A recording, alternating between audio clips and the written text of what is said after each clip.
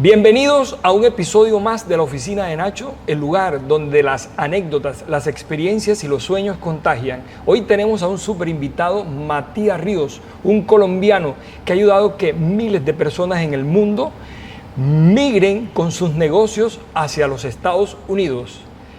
En pocas palabras, esta es una tertulia bacana donde el entrevistado puede entrevistar. Muy bien. Matías, bienvenidos. Y gracias por aceptar esta invitación. Muchas gracias, Nacho, gracias por tenernos en cuenta y felices de poder pisar suelo colombiano y poder compartir con nuestros compatriotas. Matías, tengo una pregunta para ti. ¿Quién es Matías Ríos? Queremos una descripción para que la gente te conozca. O sea, quiero que te Yo sé que es difícil, haz una autobiografía de Matías Ríos. Bueno, yo soy un colombiano, orgullosamente colombiano, nacido en un pequeño municipio a 30 minutos de Cali, Colombia.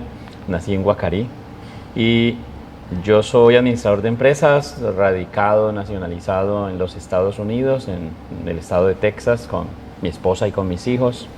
Soy administrador de empresas especializado en negocios electrónicos de la Universidad ICESI en Cali, Colombia.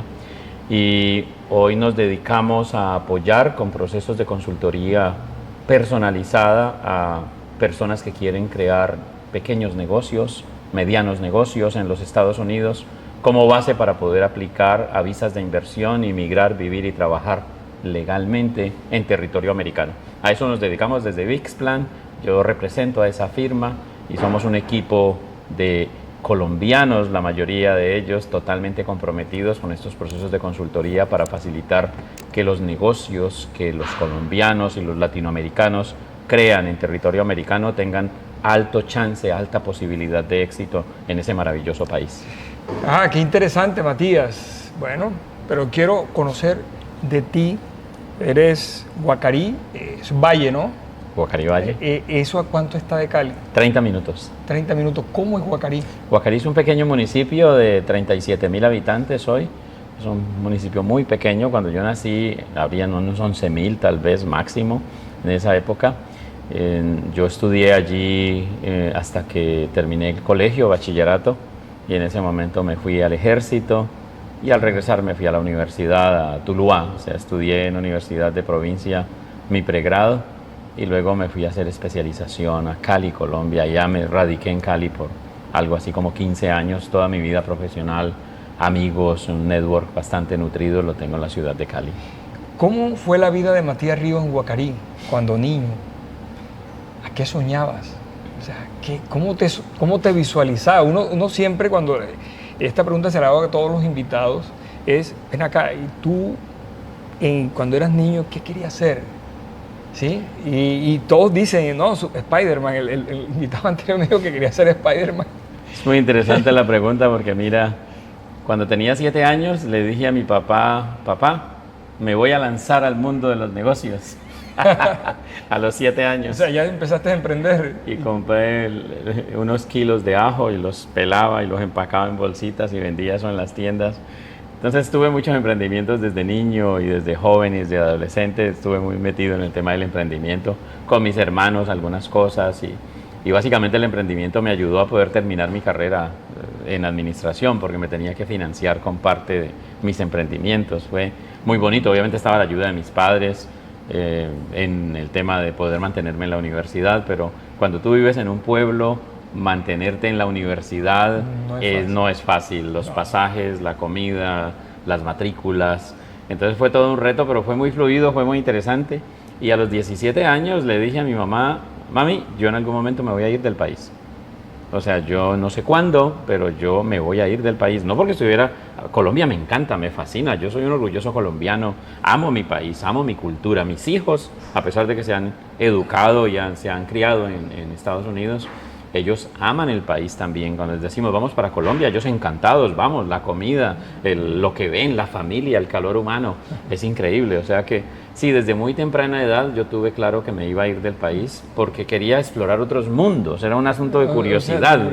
Es un asunto de curiosidad. Yo quería conocer otros mundos y quería saber qué era lo que había allá, qué había en estos lugares. ¿Y tú consideras que siendo un chancero, ya yo me ibas a financiar todo eso siendo chancero. Pues mira, yo vendía chance, ese tema de esa pequeña lotería de pueblo que existe Sí. aquí en nuestro país. Y en esa venta de chance aprendí herramientas comerciales porque aprendí a vender y me daban mi comisión. Pero yo trabajaba porque me gustaba el dinero, pero a mí me encantaba la interacción con la gente. Entonces, y siempre cultivé mucho mi léxico, sabía hablar muy bien desde muy niño. Entonces, era muy interesante la conexión para la venta. Yo vendí chance por años. Empecé a vender chance cuando tenía 13 años. Ok. Era vendedor oficial. Tengo el carnet guardado, mi carnet de vendedor oficial, el que me posicionó cuando tenía 13 años. La pregunta del millón, ¿eras de los vendedores? Aquí en la costa decimos, ¿es salado o no? No, vendía muy buenos premios. Ah, Indudablemente ok. que vendía muy buenos premios, me iba bien. Tenía muchos clientes que me hacían recompra. Nunca hice la venta desde el cajoncito aquí quieto, parado, no me gustaba. Yo hacía la venta en bicicleta, yendo de casa en casa, de panadería en panadería, ofreciéndole a la gente de manera directa, móvil, así era como lo hacía, era mi estilo y me funcionaba muy bien. Bien, bien. Bueno, ¿y en qué momento hiciste esa preparación del chance a vender pollo? Pues mira, cuando vendí chance tenía 13 años y tal vez vendí chance por hasta los 17, 16 años. Y luego cuando tenía unos 15 años me dio por crear un sitio donde pudiera vender pollo y verduras. Okay. Entonces el sitio tenía hicimos la silueta de una gallina, la silueta de un pollo en unos tableritos y tenía todas las canastas para vender verduras y vendía pollo congelado que lo compraban algunas distribuidoras de ahí que procesaban pollo muy bien. Y me dio por vender ese producto porque yo decía, todo el mundo compra pollo, pues ¿cómo no me van a comprar pollo? Sí. Y la verdad duré como un año y medio, aguanté como año y medio y me tocó cerrar, no me funcionó porque no logré llegar al volumen de ventas que esperaba y estaba muy joven y no tenía la paciencia, no tuve la paciencia de quedarme ahí posicionando Lo que el pasa es lugar. que a ti te gustaba la calle. Sí, tal vez eso también me Sí. afectó porque, y mira que lo tengo, ahora que lo dices Sí. tienes toda la razón. Porque si a mí me preguntan hoy independientemente de lo que yo haya estudiado, haber ido a la universidad o posgrados o eso, el punto de lo que más me gusta de mi perfil profesional es que me gusta vender, pero me gusta vender yendo a buscar al cliente. Para mí es absolutamente deprimente sentarme en un lugar a esperar. No soy capaz con eso, no. Mi personalidad no me da para eso. Yo quiero ir afuera, a tocar la puerta, a hablar con gente, a convencer con argumentos, pero también con un principio básico que siempre he tenido, ¿no? O sea, no forzar una venta, entregar productos y servicios de valor agregado, entregarle las cosas al que de verdad los necesita, no de hacer una venta por hacerla. ¿Tenías claro que querías irte para ¿Era Estados Unidos o era un país? De hecho pensé, mi primera opción fue Australia, Okay. La segunda fue Canadá y la tercera era Estados Unidos. Ok, y luego de que a los 17 años vas a la universidad, empiezas, ¿cuál fue ese otro trabajo aparte o estando en la universidad, qué trabajos alternos hacía? ¿O cómo era? O sea, ¿cómo fue Matías poco a poco escalando en todos esos trabajos? Pues mira, a los 17 años salí del ejército y entré a la universidad. Tuve un año de una carrera que hice a distancia que no me gustó, entonces luego me entré presencial y me terminé graduando a los 25 como administrador de empresas. Pero tuve la gran fortuna de que cuando estaba en quinto semestre de administración me ofrecieron un cargo como consultor de negocios. Y entonces la Fundación Carvajal, que es muy conocida aquí, sí, aquí en Colombia, tuve formación ahí, y en la Fundación Caicedo González, que es del ingeniero Río Paila, y otra que se llamaba Funpresoft, que era de la Cámara de Comercio de Palmira. Esas tres fundaciones me ofrecieron muy buena formación como consultor de negocios, entonces al punto que yo no había terminado administración y ya tenía 3 años de experiencia como consultor. O sea, fue muy interesante, me metieron al mundo de las pymes sin haberme graduado, o sea... ¿Pero por buen alumno o porque...? No tuvo nada que ver con la llegaste? universidad. De hecho, ¿No? en la universidad sí siempre fui buen alumno. De hecho, yo era tutor de matemáticas allá. Le ayudaba a mis compañeros a pasar los exámenes de matemáticas. Pero lo que terminó pasando fue que entré al Banco Agrario un día y vi que había un cargo vacante como consultor de negocios. Era como el año 91.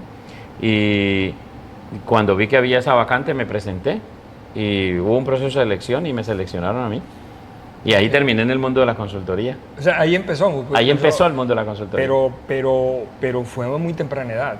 Era muy temprana edad, por supuesto. Sí, De hecho, un consultor sin experiencia. Andaba ¿sabes? como en los 19 años y medio, casi los 20. Sí, o sea, Sí. llega... o sea, que, Pero me iba súper bien, ¿sabes? Sí. Yo vendía esos programas de capacitación empresarial y eso salía dice, súper. pero, ¿y este quién es? ¿El hijo Sí. del que viene de consultoría? ¿O qué? Así fue que terminé en el mundo de la consultoría. Matías, ¿cómo llegas al mundo? O sea, tú dijiste algo ayer en una charla que tuviste que me llamó demasiado la atención. Y dice, yo quiero irme a los Estados Unidos para que mis hijos tengan 2 lenguas, tengan una visión del mundo diferente y tengan dos pasaportes y se conviertan en ciudadanos del mundo. O sea, esa frase me llamó demasiado la atención. ¿Por qué si tú ibas para Australia y luego ibas para... ¿Cómo llegas a los Estados Unidos? O sea, pero con esta frase poderosa yo creo que catapultas ese punto de confirmar una ida. O sea, ¿cómo fue tu proceso de irte para los Estados Unidos y por qué no las otras elecciones que habías elegido no se dieron? Bueno, lo de Australia nunca se dio. Simplemente el tema de Australia, había una embajada en Sudamérica, no la había en Colombia. Cuando fue avanzando el tiempo, Canadá también es como que se me descartó, no fue como una alternativa número 1. Pero empecé a hacer unos viajes a Estados Unidos, salió una competencia internacional de planes de negocios en Oregon. Y yo ya había sido finalista en una competencia de planes de negocios en Colombia con McKinsey y con Ventures. Oh. Entonces yo quedé de finalista ahí en una competencia que hubo nacional y luego entonces cuando terminé un posgrado en la Universidad de ICESI en Cali y salió, cuando terminé el posgrado salió una competencia internacional en la Universidad de Oregon de planes de negocios. Y el director de la facultad en la que estaba en la Universidad de ICESI le había llamado mucho la atención el proyecto de grado que presenté en el posgrado. Entonces él me contactó, en ese momento yo era gerente de una compañía de la organización Corona ahí en Cali, y ellos entonces me dijeron, mira, hay esta competencia, tu proyecto se ve que puede competir, ¿te animas? Y yo, claro que sí, nos dijeron, te ponemos todo el apoyo a la Universidad de ICESI, lo que necesites, y entonces empezamos. Cuando se dio esa competencia en Oregon, resulta que de un momento a otro clasificamos entre los mejores 20 del mundo. Era una competencia mundial. Oh. Y quedamos entre los mejores 20 del mundo. Entonces ahí nos llegó la notificación de que teníamos que ir a sustentar el proyecto físicamente a la Universidad de Oregon. Entonces, por supuesto, hicimos todo el trámite. ¿Y era en español o...? Era en inglés. En inglés. Había que sustentar en inglés. No, yo tenía un inglés pésimo, pero yo me defendí con eso. Allá fuimos a sustentarlo. Y efectivamente quedamos entre los mejores 10 de esa competencia al final. Fue un excelente lugar. Obtuve la visa americana en ese momento. Empecé a probar Estados Unidos. En ese viaje conocí Nueva York, conocí Oregon como tal, el estado, específicamente Portland, Oregon.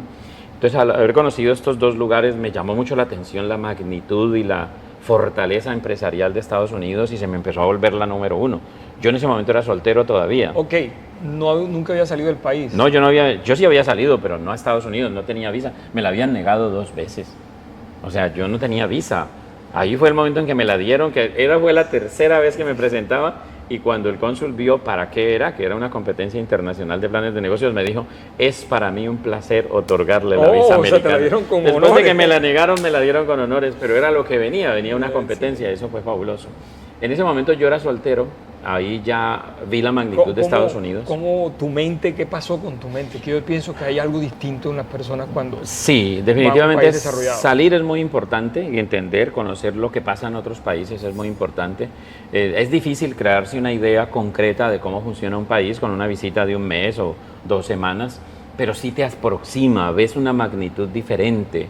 Yo nací en un pueblo muy pequeño, me levanté en ese pueblo, luego estudié en pregrado en una ciudad de 500,000 habitantes, luego me fui a Cali, que en ese momento podía tener 2 millones de habitantes, pero luego ver Nueva York, luego ver Portland, luego ver esto es ver una dimensión totalmente distinta de los negocios. Eso me amplió la mente y yo dije, quiero Estados Unidos.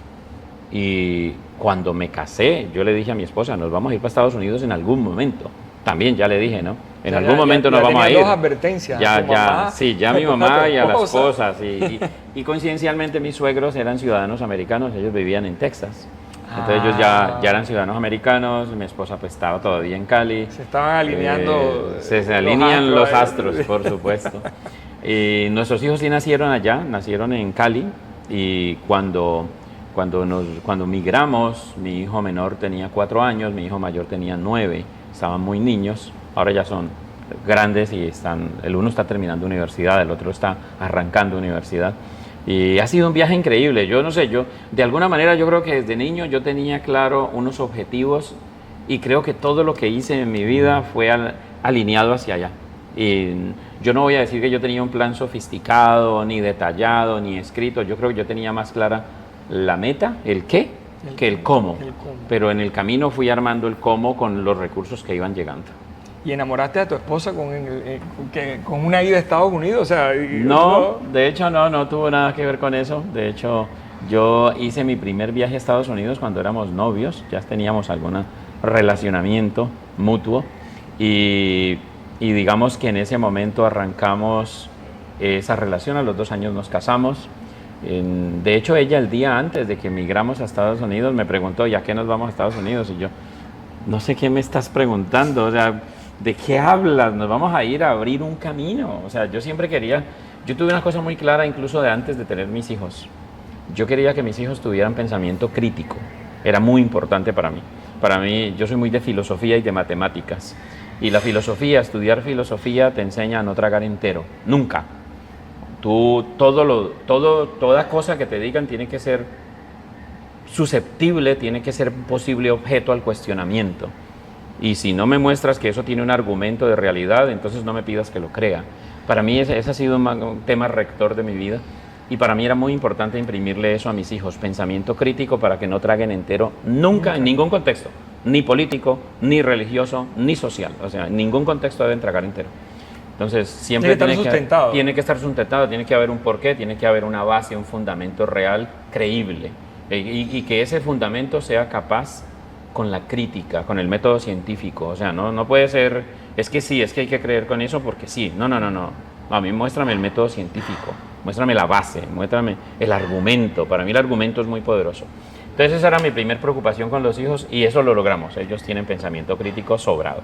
Me objetan a mí y está bien que me objeten. O sea, el segundo principio que tenía así, que ese lo construí ya cuando pasó mi adolescencia, cuando ya eran tiempos de los 20, 25 años, 28 años, se me fue volviendo importante para mí que mis hijos tuvieran 2 nacionalidades, 2 pasaportes, porque sentía yo, y amo a Colombia, quiero ser reiterativo con eso, sentía yo que ver al mundo desde la óptica del pasaporte colombiano únicamente es muy restrictivo. El mundo es mucho más. Siendo Colombia un país hermoso donde se pueden hacer muchas cosas muy buenas, para mí era muy importante que mis hijos tuvieran su nacionalidad colombiana, entendieran su país, pero que tuvieran esa segunda nacionalidad donde fuera, que luego fue Estados Unidos. ¿Por qué? Porque los hace más competitivos. Manejar 2 idiomas a la perfección, tener 2 culturas bien manejadas, tener esa visión holística de poder decir, como mis hijos, ellos son orgullosos colombianos, les encanta Colombia, pero también se sienten muy americanos. Eso abre la mente. Eso abre Totalmente. la mente. Sí, es un tema cultural que te abre muchas más posibilidades. Entonces, esa preocupación que yo tenía de darles esa doble cultura, esa doble nacionalidad, también la cumplimos. O sea, pero tú te vas hacia los Estados Unidos, y tú aquí estabas laborando en ese momento y me iba muy bien. ¿Quemaste los barcos? Sí, no los quemé, me iba muy bien en Colombia. Yo no me fui de Colombia porque no fuera mal, ¿no? No, dijiste, no, sí. O sea, pero a los Estados Unidos te fuiste en una aventura absoluta. Tenía un plan, claro, tenía un plan. No había nada. No tenía realidades, no, había que ir a pelear el plan desde cero. Sí, no había realidades, había plan, que es un hecho. ¿Y cuál era el plan? El plan era comercializar productos de construcción, pinturas, derivados de las pinturas, hechos en Colombia para llevarlos allá y comercializarlos allá. No hice una buena investigación de mercados, casa de herrero, asadón de palo. y me quedó faltando esa parte de profundizar, y al final ese tipo de cosa que quería hacer de exportar producto colombiano del sector de la construcción, acabados de construcción para el mercado tejano, no lo pude lograr, y en cuestión de 5 o 6 meses me tocó reinventar totalmente el plan y nos volvimos instaladores de acabados, y funcionó, salió muy bien. Con base en ese negocio aplicamos a la visa de inversión, una visa L1A se llama, y con base en esa L1A le dimos primero estatus legal, a que estuviéramos legales en Estados Unidos por un año. Al final del año tuvimos que mostrar que vendimos, que creamos empleos, que generamos utilidad, que me pagué un salario, todo real, todo real. O sea, y con base en esa ejecución nos renovaron la visa por 2 años más, y en ese momento apliqué a residencia permanente, ya estaba dentro del plan, apliqué a residencia permanente y a los 8 meses nos aprobaron la residencia. O sea que mi esposa terminó consiguiendo residencia permanente más fácil conmigo que con sus papás, que eran ciudadanos, porque era más difícil para que los padres le den residencia o estatus legal a una hija que está casada, es un camino larguísimo. En cambio, cuando lo haces con base en empresas, es un poco más fluido. Y luego nos hicimos ciudadanos americanos. O sea, que tu experiencia, o sea, lo que estás ejecutando hoy día lo viviste en tu propia piel. O sea, eso no fue que me voy a inventar un negocio, ¿no? En base a la experiencia, estás transmitiendo eso al mundo. Dice, venga, viva lo que yo viví. Listo. Matías, ya que eres un ciudadano del mundo, no entiendo en qué momento aspiraste a ser alcalde de Guacarí. Oh, eso fue una aventura. Sí, mi pueblo natal, con una historia política compleja como la mayoría de nuestros pueblos, ¿no? Sí, en algún momento me sentí, y me gusta mucho la política, me gusta entender la política, me parece que es importante que todos entendamos que la política es una cosa muy bonita, que es una herramienta de gestión que ayuda a desarrollar los pueblos. Obviamente estoy en contra de los políticos corruptos, me parece una porquería total, indudablemente, y es una lástima decir que hay muchos en nuestros países, pero es lo que es, y ni modo. Traté de ser ese político que diera una esperanza, que tratara de proponer una cosa diferente, y tenía ese anhelo de dar y de desarrollo de comunidad, pero no tuve los votos, no hubo los votos, no necesariamente eligen al que tenga la mejor intención, creo que eligen al que se organice mejor o entienda mejor la cosa política, no sé.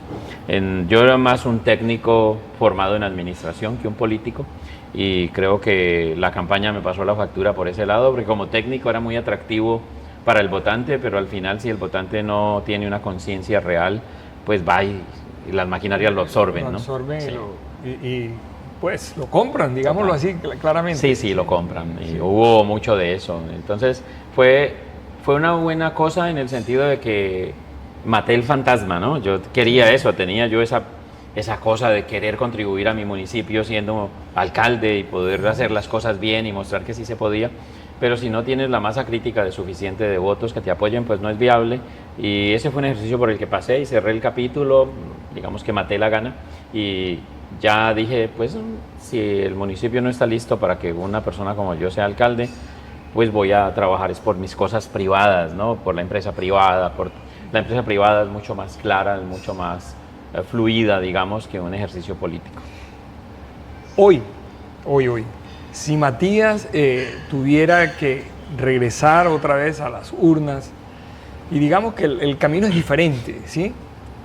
¿Qué harías, qué prácticas harías que no cuesten recursos y aplicarías como gobernante en tu pueblo o en Colombia? O sea, ya conoces cómo funcionan las economías de países desarrollados. Llega y dice, venga, ¿por qué no hacemos esto que es tan sencillo de hacer, de aplicar y que sea práctico, y lo implementarías? Yo creo que yo sugeriría a los políticos ser políticos durante las elecciones, pero comportarse como empresarios cuando están en el cargo, porque el cargo de un alcalde, un gobernador, es más un cargo de dirección y de ejecución y de planeación que un cargo político. Yo creo que el problema del político es que se comporta como político durante la elección, pero pasa la elección y sigue comportándose como político. Entonces, creo que le falta mucho un enfoque gerencial. Creo que todos los políticos, cuando asumen el cargo, deberían formarse o tener consultores en negocios, porque una alcaldía es un negocio, es una alcaldía, Total. tiene recursos, administra recursos, ejecuta proyectos, la plata no alcanza para todo. Creo que hay que tener mucho cuidado con los programas sociales. Yo creo que una cosa es facilitar infraestructura, facilitar acceso a mejoramiento de la comunidad, y otra cosa muy distinta es regalar. Yo creo que regalar, subsidiar, el camino del subsidio y del regalo se llega a convertir en una olla sin fondo, donde hay un momento en que los recursos no dan. La mayoría de las naciones fuertes tienen programas sociales, pero se han preocupado por encima del programa social en crear una infraestructura favorable a que la comunidad se desarrolle, a que los negocios, a que las escuelas, a que los modelos y las plataformas que eleven comunidad existan y sean viables. Entonces, creo que hay que preocuparse más que por regalar o dar, por elevar la comunidad y porque existan muchas oportunidades para todos, para los de clase alta, los de clase media, los de clase baja, porque un país que construye riqueza, un país que construye futuro, no anda preocupado por acabar con los ricos, debe andar preocupados por acabar con los pobres, con base en entregar oportunidades, comprar, que la tienda de barrio se eleve, que los negocios grandes se eleven, que el que vende maní pueda tener más a quien venderle. O sea, el concepto de comunidad no debe ser pensado con base en la dádiva, sino con base en la generación de oportunidades. Oye, sí, me llama mucho la atención eso. Yo siempre, cuando hay elecciones, sobre todo en las poblaciones pequeñas, se emocionan. O sea, es una cosa como una guerra de bandos, y yo les digo, bueno, y ese candidato que tú estás idealizando, ¿qué ha formado? ¿Qué empresa ha hecho? ¿Ha viajado? No, pero es que él se sienta aquí con nosotros y habla aquí con nosotros. Ese es el candidato del pueblo. Y dicen, no, tienen que buscar una persona que tenga la mente abierta, que haya ejecutado algo, porque si no, ¿qué esperas? Si no ha visto nada, su mente está vacía. O sea, ¿qué te puede dar? No esperes nada bueno de eso. Total. ¿Sí? Total. Entonces, y además hay que diferenciar mucho al candidato del que desempeña el cargo. Y es que, y por eso tan importante, y me voy a devolver 6 minutos al pensamiento crítico. Por eso es tan importante entender, independientemente de si el candidato es muy carismático, muy querido, si se sienta conmigo o no se sienta conmigo, hay que escuchar qué está prometiendo y qué tan real es el poder lograr eso. Porque la mayoría de los candidatos son unos y cuando asumen el cargo son otros. Porque cuando están en campañas prometer es muy fácil, pero cuando están montados en el cargo ejecutar es más difícil, porque tienen la restricción de los recursos disponibles.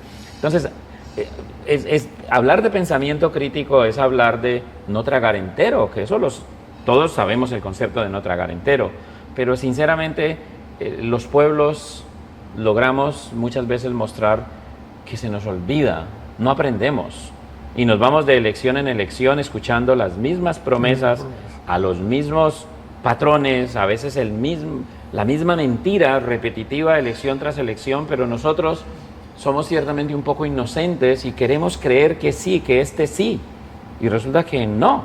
Por lo tanto, usar pensamiento crítico favorece mucho el poder discernir entre el candidato que está diciendo algo medianamente lograble y el que está echando una mentira. así es. Yo voy a decir una locura aquí, no sé, todo es válido aquí en este podcast. Nosotros acá en Colombia, Matías, estamos acá en Barranquilla, en la parte tropical que nos está visitando. Acá en Colombia tenemos un IVA, pienso que bastante mortal para las empresas, o sea, ni siquiera para las empresas, para el consumidor. O sea, el 20% de todo lo nuestro se queda en la nación, entonces queda como en las arcas del otro lado disponible. Yo un día pensando y dije, ¿por qué no eso se reduce a un 10%? Y que sea el mismo 20%, pero el otro 10% dice, bueno, ¿usted a qué se dedica? En mi caso, por ejemplo, que rento carros, dice, no, carro, listo. Entonces, su IVA va a ser una obra que debe servir para carreteras. O sea, que yo tenga claro dónde voy a poner mi inversión. A cambio, le vamos a dar, para que lo conozcan, vamos a invertir en publicidad hacia usted. Las carreteras deben estar marcadas con todos los que contribuyeron en esos 5 kilómetros todas las empresas que dieron un pequeño recurso marcando las carreteras con el nombre de la compañía, pues yo estoy recibiendo una retribución, pero es que en realidad lo estoy entregando y no sé si voy a recibir una retribución. Pero de qué manera puedo hacer un intercambio porque las obras no se ven. O sea, dice, entonces yo lo puedo ejecutar, o sea, yo doy una parte para que vaya a escuelas, haya todo esto, haya hospitales, pero la otra parte en las obras donde yo me puedo reflejar ahí. Total. Sí, o sea, no veo ese camino. Y si fueras alcalde de Houston, ¿qué harías? Que ya estamos cambiando el pensamiento crítico. No, un alcalde de Houston, imagínense la magnitud. Houston tiene un Producto Interno Bruto del mismo tamaño que el de todo Colombia. De ese tamaño es. O sea, Houston tiene en su zona metropolitana 7 millones de habitantes en total y maneja un PIB de ese tamaño. O sea que no, un alcalde de Houston puede invertir mucho en promover el emprendimiento. Estados Unidos se toma muy en serio todo el favorecimiento a las pymes, el apoyo a las pymes es muy grande. Ahí existe una entidad que se llama el SBA, Small Business Administration, que es como la administración de pequeños negocios, y ellos canalizan mucho soporte, educación, acompañamiento, coaching y acceso a capital para favorecer la creación de nuevos negocios. Estados Unidos, siendo la primera potencia del mundo, valora de manera muy significativamente a todo pequeño empresario que crea 2, 3, 4 empleos. Los valoran porque ellos saben que el gran generador de empleo en el mundo son los pequeños negocios. 75 de cada 100 cargos en el mundo no los generan las multinacionales, los generan los small business, los pequeños negocios. Así que Houston invierte en eso. Si yo fuera alcalde de Houston, eso haría, invertiría mucho en esto. Invertiría mucho en programas de acompañamiento social. También se ve mucho en Estados Unidos en pobreza. Hay pobreza, créanme. Hay familias que no saben cómo van a llegar al fin de mes. Hay también muchas madres cabezas de familia.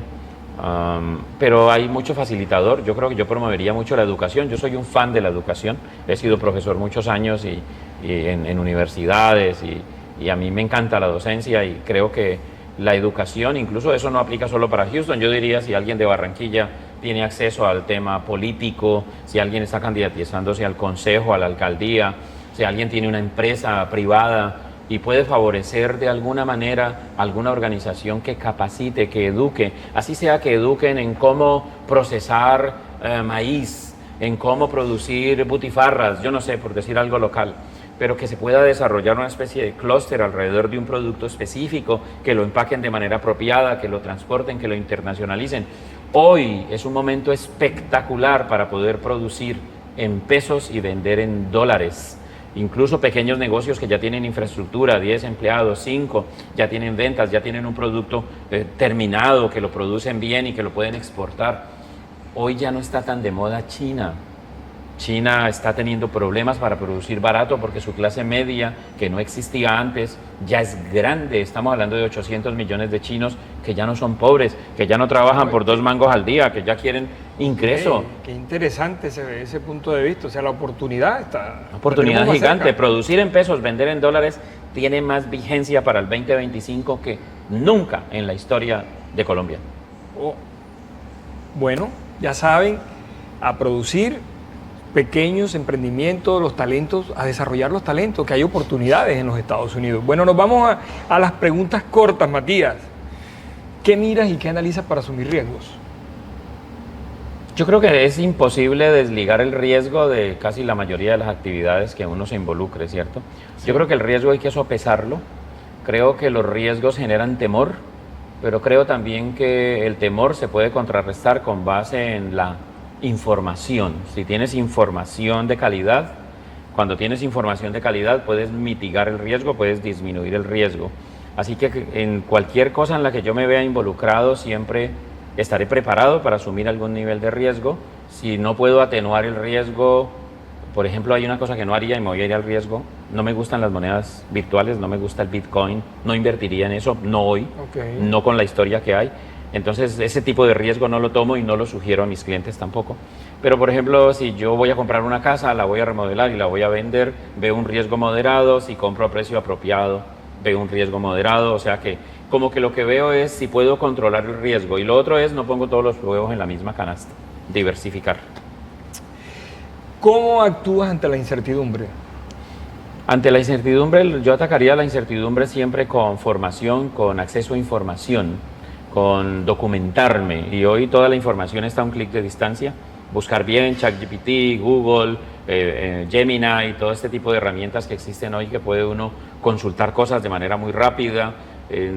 Yo atacaría también consultando con expertos, buscando a alguien que me dé un consejo, un coaching, buscaría diversos puntos de vista y con eso lo atacaría. Ok, ¿cómo es el día a día de Matías hoy? O sea, ¿a qué hora despierta? ¿A qué hora duerme? Yo me despierto hacia las 6 de la mañana, me acuesto tipo 10:30, 11, en esa franja. Me levanto y a veces voy a la oficina y trabajo desde la oficina, o a veces tengo oficina en la casa, entonces trabajo desde la casa. Mi día a día es atender unas de 8 a 12 reuniones al día, promedio, y reuniones que son algunas con clientes de consultoría, otras con parte del equipo de la oficina, otras con otros negocios en los que estoy involucrado. Es muy diversa la agenda. Hoy mi día a día es que me toca pararme, incluso hacer pausas activas. Ya me mandaron que me toca porque mucho tiempo quieto, pero mi día a día es atender reuniones virtuales, la gran mayoría, 95% de las reuniones son virtuales, 5% físicas. ¿Te consideras un hombre AM o PM más productivo cuando a lo que te levantas, o es todo lo contrario, en la noche es cuando la inspiración? Yo creo que yo soy productivo todo el día realmente. Me encanta lo que hago, me fascina lo que hago, saco niveles de concentración muy altos en lo que hago. Un sueño frustrado. Ser arquitecto. Yo quería ser arquitecto, no pude porque había que estudiar de día y yo no podía estudiar de día, tenía que trabajar de día para estudiar de noche. No era mi opción estudiar de día, y para compensar mi frustración de ser arquitecto me casé con arquitecta. Pues ya lo tienes. Ya tengo arquitecta en casa. ¿A qué le tienes miedo? Wow, esa es una pregunta importantísima. Yo te voy a ser muy sincero, yo le tengo miedo a decepcionar a mis hijos. Mis hijos no se imaginan cuánto, para todos nosotros los hijos son importantes, yo lo sé, pero yo siento pavor de hacer alguna cosa que decepcione a mis hijos. Para mí la prioridad en mi vida es ser un ejemplo para ellos. Y tú lo empezaste siendo en una notaría, ¿viste? Tu primer... o sea, diste un testimonio de amor por lo que querías construir. Sí. Sí. ¿Cierto? Bueno, sí, sé que es difícil para ti este momento, pero bueno. ¿Cuáles son tus hobbies, Matías? A mí me encanta leer, me encanta jugar billar pool, no lo hago con la frecuencia que debería hacerlo. Me encanta caminar en el mar, caminar en la orilla del mar, me encanta. Me encanta el mar, estar a la orilla del mar. Disfruto, incluso me meto, pero disfruto más incluso es caminar a la orilla del mar, pensar allí. A mí me encanta modelar matemáticamente negocios en Excel, eso me encanta. Para mí eso es como tocar el piano, yo creo al que le guste tocar el piano. Hacer un modelo matemático proyectado, sensibilizar cientos de variables, eso me fascina. Creo que otro hobby puede ser compartir con amigos. Uno a medida que madura tiene cada vez menos amigos, es un hecho. Cada vez es más selectivo uno de con quién comparte su tiempo, porque a veces no es cuántos años tengo, sino cuántos me quedan.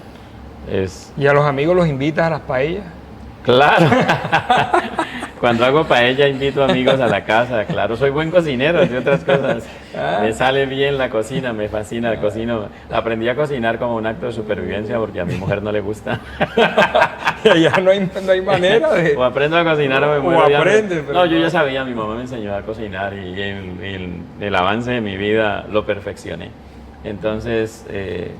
me encanta la cocina, es un hobby que tengo, me encanta cocinar y como es tan distinto a lo que hago todo el tiempo, porque lo que hago es análisis de negocios, consultoría de negocios, estrategias, crear estrategias. Venga, llenémonos de energía, venga. Claro, entonces yo digo, uy, vamos a cocinar algo rico y me desconecto y voy y cocino y entonces esto me encanta. Pero tengo otro hobby, es colección de aceites esenciales. Entonces, ¿Cómo así? en pandemia me puse a aprender de aceites esenciales, de cómo se usan los aceites esenciales, para qué sirven, y tengo todo un kit y documento información y hago mezclas, o sea, Pero, me gusta. ¿para las energías o qué? Hay de todo, porque esos son productos naturales 100%, Okay. entonces hay unos que elevan la energía, otros para dolores musculares, hay en mil cosas. Sí. Ok, o sea que cuando llegas donde un cliente llevas ahí tu Sí, poquito yo cargo aceite esencial, claro. Qué interesante. Matías, y me dicen que te encanta la astrología. Sí, O sea, más bien la astronomía. Astronomía, perdón. Me encanta es la distinto. astronomía, sí. Ok. ¿Cómo, Es un cómo hobby. vives en ese hobby? ¿Cómo lo disfrutas? ¿Cómo es eso? Cuéntanos un poquito. Yo de eso no tengo ni... Digamos que la astronomía es una ciencia muy interesante. De hecho, desarrollé ese hobby durante COVID, que había que buscar qué hacer y encerrado. Entonces un día tenía tiempo libre y dije una materia que me haya llamado la atención y la que no sepa, y fue astronomía. Este tema de entender la distancia que hay entre los astros, qué es una estrella, qué es el Sol respecto a las estrellas, qué tan cerca estamos de poder encontrar vida en otro planeta, existen o no los extraterrestres, pensándolo matemáticamente, ¿no? Ok. Porque si hay vida en este planeta, ¿por qué no habría vida en otros? ¿Tú qué consideras? Yo que por supuesto que hay vida y mucha, o sea, Ok. demasiada, o sea, no, nosotros no somos los únicos. Yo sí tengo una teoría propia, y es que no creo que haya vida como la nuestra, como el ser humano, como somos nosotros, porque nosotros somos el resultado de un poco de fenómenos físicos y químicos por miles de años para llegar a lo que somos hoy. Yo soy un ferviente creedor de la teoría de la evolución, de evolucionismo, o sea, venimos como un flujo de especies y cadena de miles y miles y miles y millones de años incluso para poder llegar a lo que somos hoy. Pero soy un convencido de que hay vida extraterrestre, indudablemente, partiendo de que vida extraterrestre es vida fuera de la Tierra. Eso, soy un convencido de que Ok. sí. Y es vida muy diferente, habrá vida bacteriana, habrá vida desarrollada, habrá vida mucho más desarrollada que la nuestra, pero al entender la astronomía en su justa dimensión, te das cuenta que las distancias en el universo son tan increíblemente vastas, que es que viajar de un lugar A al lugar B es una cosa muy difícil desde el punto de vista técnico. Se requiere una tecnología avanzada para poder llegar en un tiempo prudente de un lugar a otro. Por ejemplo, la gente tal vez no sepa que de aquí a Marte un viaje se demora 9 meses. Y Oh. que arrancar un viaje a la velocidad de la luz, nada puede viajar a la velocidad de la luz, nada que tenga materia física puede viajar a la velocidad de la luz. Pero viajar de esta nuestra estrella a la próxima estrella, que se llama Próxima Centauri, en una nave que viaje a la velocidad de la luz, toma un viaje de 2.47 años luz. Es decir, que nos podríamos demorar 1500 años en ese viaje de aquí a allá con la tecnología vigente. Ok, ¿y lo que está haciendo Elon Musk, que consideras que eso va a funcionar o qué? En mi opinión sobre Elon Musk es que es un polímata, indudablemente. El tipo cae en esa categoría de polímata, de esas personas que son demasiado buenas en múltiples áreas del saber. Él tiene esa categoría. De hecho, yo diría que es de los pocos polímatas vivos que hay hoy. Es comparable con Leonardo da Vinci, es comparable con gente de ese nivel. Él plantea unas teorías, y el tema de que él logre poner vida en Marte. Una cosa es visitar Marte y otra cosa es estar en Marte y quedarse ahí un mes, 2 meses, 5 meses o 1 año o 2 años. Hay unos temas técnicos, hay unas barreras muy complejas con Marte que tienen que ver con la atmósfera, la ausencia de oxígeno y sobre todo la exposición que todas las personas que estén ahí tendrían a los rayos dañinos del Sol, porque no hay una atmósfera que los proteja.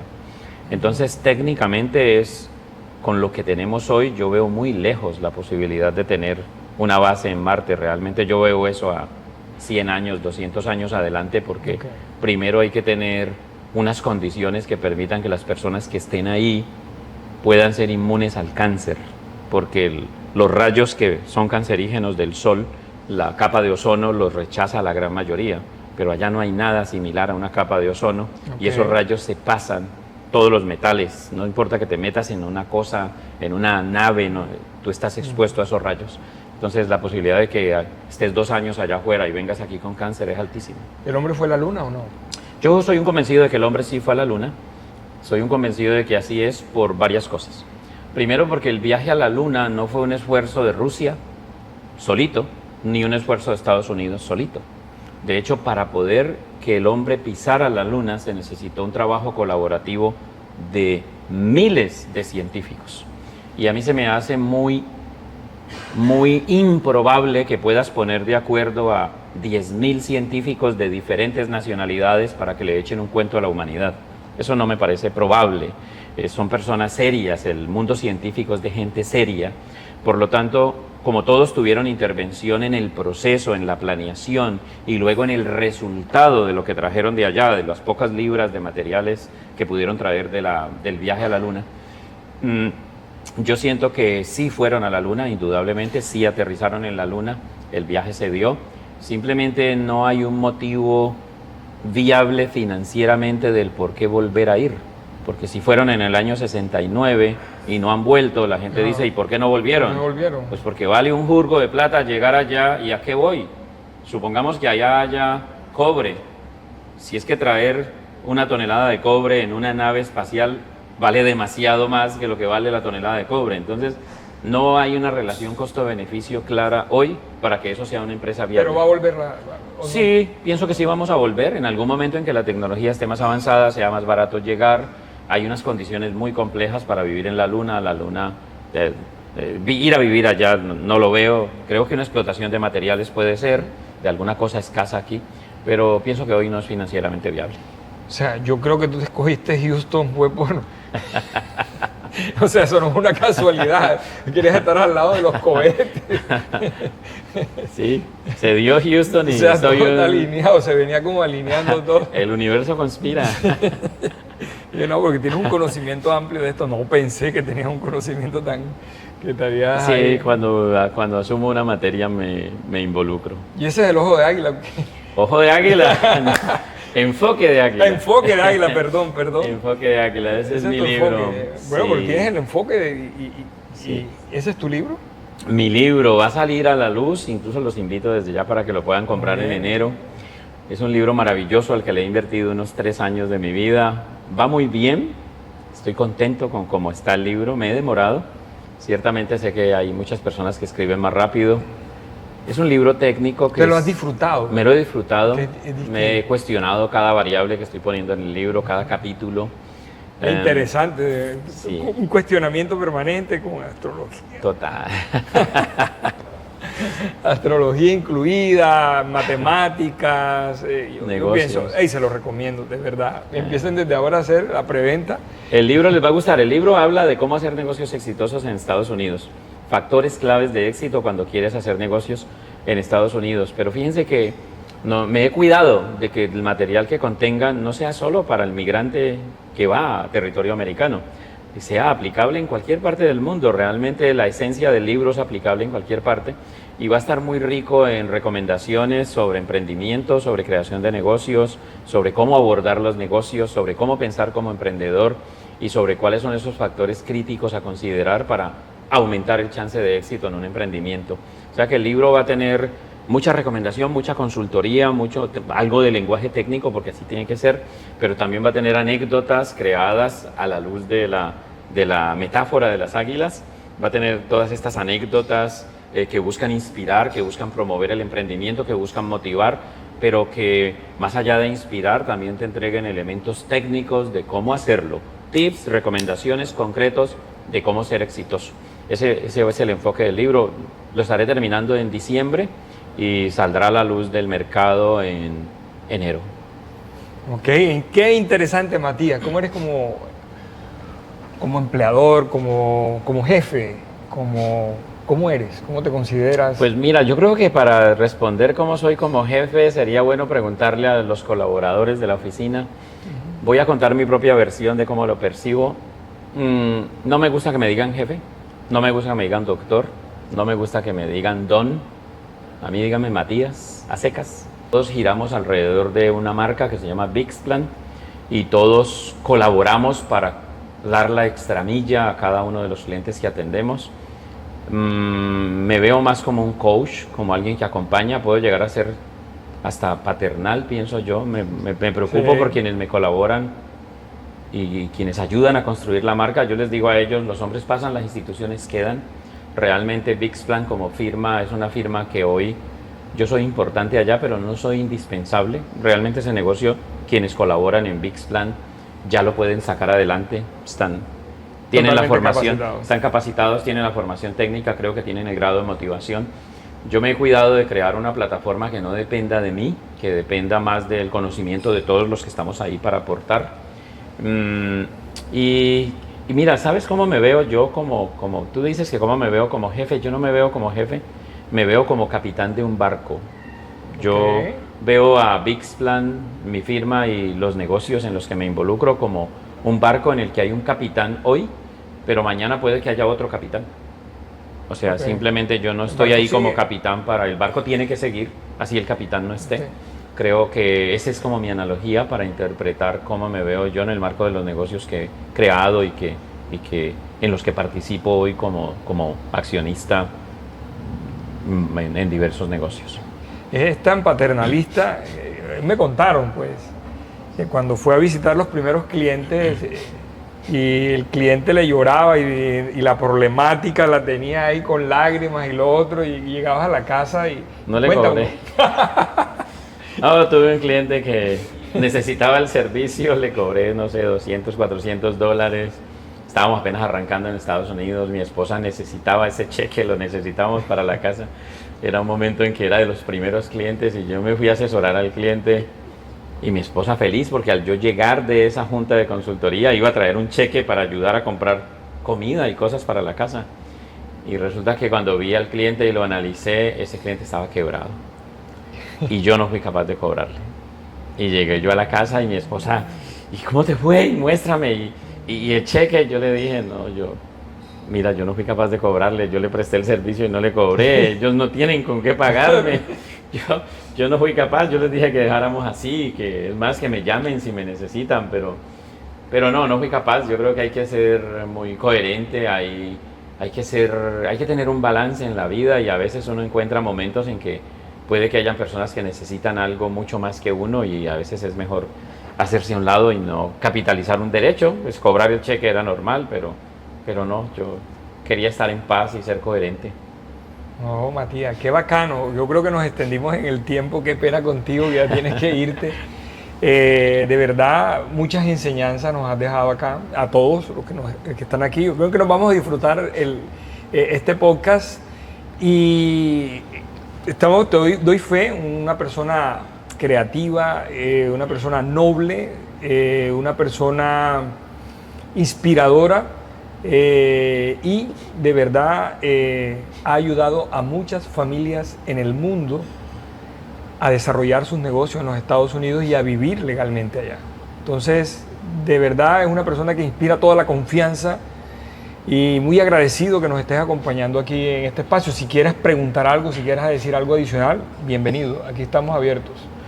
No, con todo gusto, encantado de poder estar aquí en la costa de Colombia y poder interactuar con una ciudad tan increíble como Barranquilla y poder compartir con vos y encontrarnos.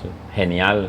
Vos también tenés tu propia historia de éxito con los negocios, con los emprendimientos, con las frustraciones, con los éxitos. Incluso Total. sería bueno que tú contaras acá cómo ha sido tu experiencia de ser emprendedor, porque emprender negocios es una cosa, mantenerlos abiertos es otra cosa. Cada cosa trae un reto increíble de manera cotidiana. Sería bueno que compartieras también tu experiencia, ya que vos sos de aquí, conoces el emprendimiento, lo has vivido en carne propia. ¿Vos qué le dirías a una persona que esté tratando de emprender un negocio en Colombia? Mira, yo pienso que todos en algún momento tenemos un deseo de algo. Y del deseo a la acción hay una distancia bastante importante y que hay que asumirla. Nadie va con la ilusión cuando va a hacer un avance de que le va a ir mal. Eso tenemos que estar suficientemente claros, nadie va a ir mal, pero sí debes dar el paso. que algo vas a aprender así te vaya mal. Te puedes retroceder y armarte nuevamente. Eso que tú dijiste, el tema de la evolución, para mí siempre ha existido. O sea, del vacío no se hace nada. Pero un granito de arena, cuando lo pones en movimiento, ya no son un granito de arena, sino que son dos y va perfeccionando. Si no, el que creó el carro, ¿por qué no creó de una vez el eléctrico? Porque del vacío no puedes hacer nada. Tienes que irle colocando capas y vas evolucionando y vas avanzando. Ahí es donde no hay que detenerse, en ese proceso evolutivo. Me lleno de capas, y tienes que irlas validando. Eso es lo más importante, ir a validar. Me retrocedo, lleno otra vez el vaso y nuevamente me voy a enfrentar. Y eso es lo más importante que deben tener las personas, no desfallecer. Y saber de verdad que también que hay momentos en que tenemos que hacernos a un lado porque nos puede hacer más daño lo que estamos haciendo y hay que reestructurarnos. Pero no, aquí en Colombia no es tan fácil emprender y salir adelante, porque estamos rodeados de una cantidad de factores externos que no son fáciles. Pero tenemos ahora mismo aliados, la tecnología y todo eso, que nos pueden ayudar a irnos a otras instancias con lo que tenemos. ¿Dirías que hoy es más fácil crear empresa que antes? Yo diría que sí. O sea, ante el consumidor sí, totalmente. De llevar un producto al consumidor, tienes más competencia.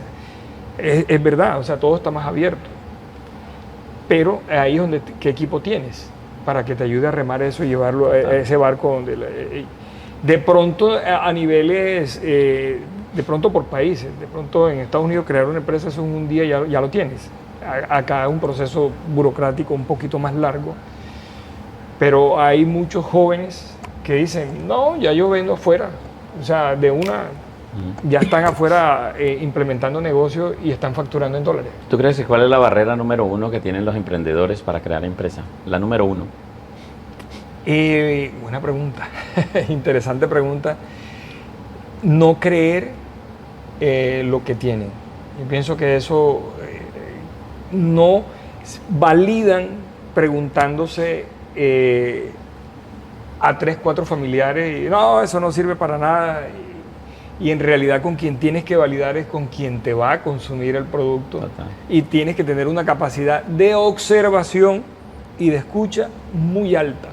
Yo pienso que ese es el principio más alto. Cuando tú vas a imponer el producto y no lo entregas y te quedas callado y a observar cómo reacciona la persona, cómo lo ve, ahí es donde tú tienes toda la ganancia. Cuando tú empiezas a observar, arrugó la cara, hizo esto, no le gustó, y empieza y dice, debo cambiar esto, debo cambiar, ahí vas evolucionando el producto y lo vas optimizando para ese consumidor. Cuando pierdes esa capacidad, yo pienso que es fatal volverte como egocéntrico. Total. Con una solución que solo te la crees tú. Y no es así. La mayoría de la gente piensa que emprender es un asunto de dinero y no es así. No. Es un tema de actitud mental y es de arrancar con lo que tienes. Muchas veces personas que no tienen capital para adquirir mercancías o materias primas trabajan, y uno lo ve en Estados Unidos, trabajan con los inventarios de otro. Venden los inventarios que otro ya tiene. O sea que sinceramente el tema del dinero es una excusa que a veces nosotros mismos nos ponemos como barrera mental, pero quien quiere emprender debe arrancar con lo que tiene, sea poco, sea mucho, arrancar con los recursos que tiene. Y emprender es totalmente viable y uno ve los ejemplos allí en la calle todo el tiempo. Allí afuera está. Y hay gente que como no tiene opción, y hay gente que prepara las mejores arepas del mundo con un valor de un maíz que es básico y le pone todo el cariño y la pasión porque tiene unos resortes de conducta, unos motivadores que a veces uno no ve. Llevarle comida a los hijos, proyectar, pagar una matrícula, proveer, y todos los que somos padres sabemos que los hijos son un motivador increíble que le lleva a uno a hacer cosas que uno consideraba que era imposible hacer. Entonces, sí, el mensaje es arranca con lo que tienes. Yo le digo a las personas, mira, vuélvete emprendedor donde estás empleado. Es el mejor ejercicio que puedes hacer. Allí, en tu puesto de trabajo, conviértete en único, ¿sí?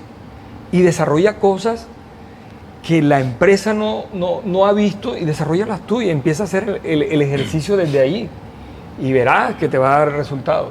Pero cuando dices, no, que yo estoy aquí para hacer esta tarea y punto, no sé ni para dónde voy. Total.